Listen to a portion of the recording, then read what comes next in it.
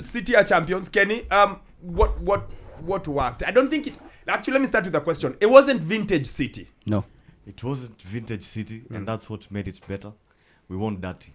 I think that's one thing that we struggle with. Sometimes when it's off, we're not flowing. Sometimes it becomes difficult for us. We end up losing. But yesterday we won dirty. We went to the trenches with Inter. We held our ground. Ruben Diaz turned in the best defensive performance I've seen in a long time.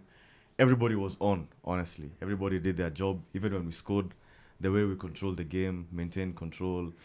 Nobody was rushing. Why was it dirty? Was it City? Was it Inter surprised you with the way they set up, with the way they pressed, with the way they worked on it? They set up really well. They worked hard off the ball. They worked hard with the ball as well. This guy, what's his name? DiMarco. DiMarco was dangerous yesterday, man. Sheesh. The crosses he was putting into the box. It's just that they didn't have somebody to finish for them. But otherwise, it was really good for us. I'm starting with the City people. I'm being nice. You can call it a cagey affair, because just from the start, The first half, I actually called it tepid. Hmm. I was like, tepid. Just both teams feeling each other out. I was like, what? In fact, I actually told my friend Moturi, I told him, listen, we could as well switch off this game, take a nap, wake up for extra time. Because it's just there. Yeah, because it seemed both the players, especially the City players, were kind of nervous and anxious because they couldn't even streak past 6 passes because you could just see they were so nervous. As we look at the Akanji moment when he back passed the ball to Ederson. That was the second half, though. Yeah. It just shows how nervous, and looking at the occasion and at the moment, you could just see the players were just so nervous. But kudos to us. It was a scruffy win, and I'll take it any day. And we won the treble. now we go to more objective analysis. Yes. What was the difference? Yes.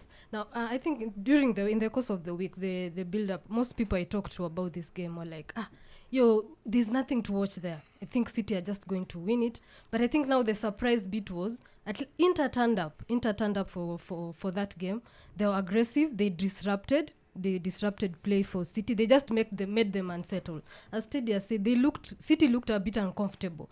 I think maybe it was the big stage, maybe it was, I don't know, maybe that, but they had a game. Inter had a game plan in that game.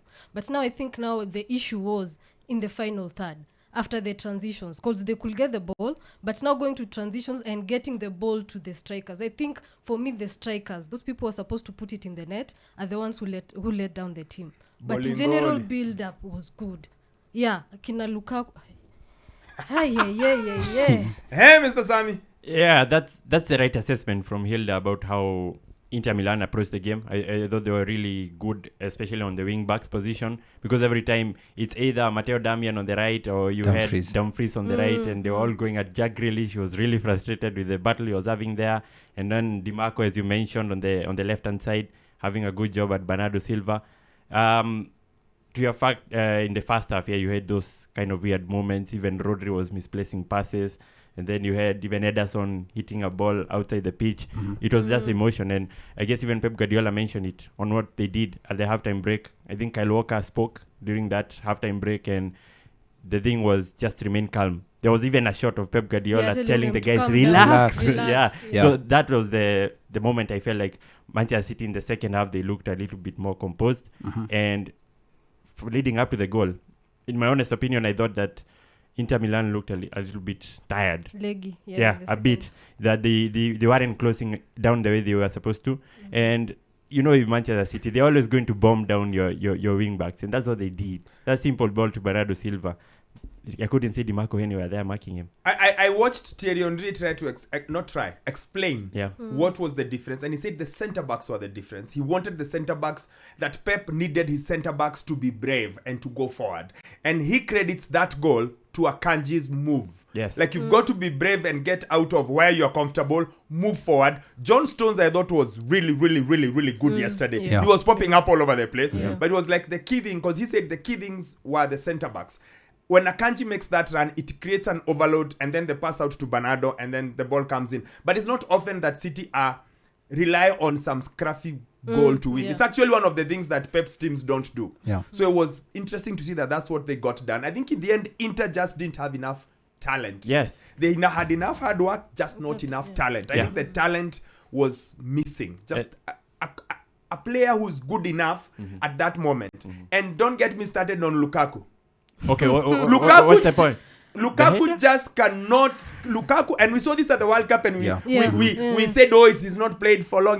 Lukaku just is, and to think he's the guy who said, I think I'm right at the top there with Suarez and Benzema. Wow. To think that is what he said a few years ago. Yeah. What are you doing? It's a header. You could hit that ball any other side, and it's 1-1. Any side of the keeper. But you just find Ederson.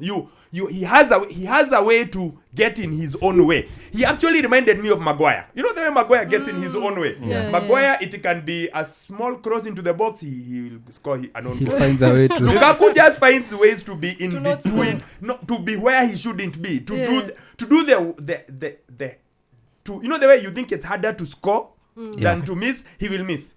Yesterday, he's blocking his guy's header. He blocked. Man, that's being harsh. That's just him. No, it's just him. Go back to the He's all Belgium. unlucky, yeah? Go back to the Belgium game at the World Cup. Yes, How many against chances Croatia. he missed? Yes, Okay. how many clean? Yes, he did. He finds a way to miss. Let me tell you, if Dzeko was the one, the game goes to extra time. City probably still win. Dzeko is not missing those chances that way. Okay. He's not. Okay, so which chance are you talking about? The header! It's point blank. Either side of the keeper and it's in. But he somehow found the keeper. Like, you have a whole... How big is the goalpost? 6 yards? Whatever yards it is. I don't know how many. 5... I was surprised myself. Oof. But he somehow just finds the Stuck keeper. in the middle. Yes. And then the shot hits the bar. The header hits From the bar. DiMarco, yeah. And Lukaku somehow is in the wrong place. Opposite in wrong place, No, actually. that's why I said... Yeah. That's why I gave an example. Him and Maguire. Uh-huh. Maguire, Just in the wrong place. Maguire, if anything bad happens with United and you're not watching the game, you just know Maguire alikuwa hapo karibu. On the same note, Pia, Lautaro Martinez had an Lautaro as well opportunity. was- Yeah, One-on-one, and that's probably why, should that's have why stopped. I said Yeah. talent.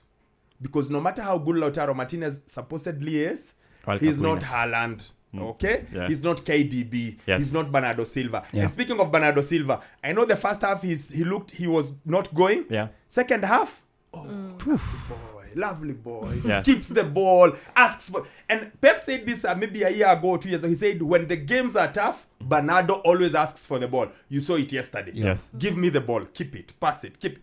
Lovely. I know I'm biased because I really like Bernardo Silva. Yeah. But I thought he was exceptional in the second half. Kept the ball, kept moving, kept popping up everywhere. If you need a foul, it's him. If everything you need, he did. And of course, Rodri is the unsung hero of the City team. I maintain most important player in City. Yeah. This past season. And I said this last week. I'll say it again. More important than Mr. Haaland is Mr. Rodri. He is the guy. He is the guy. Scored only 2 goals this season. Yeah, in But- Champions League. Yeah. But Bayern to make it 1-0 and this one. Most important guy. I am not even blinking. It seems that 16 jersey is kind of lucky because look at Aguero. He wore that 16 jersey when he scored our winning goal. 93-45. Yes. Then look at this. He won the winning goal for Champions League. Come on. Rodri nowadays we call him Godri. We don't God- call him Rodri.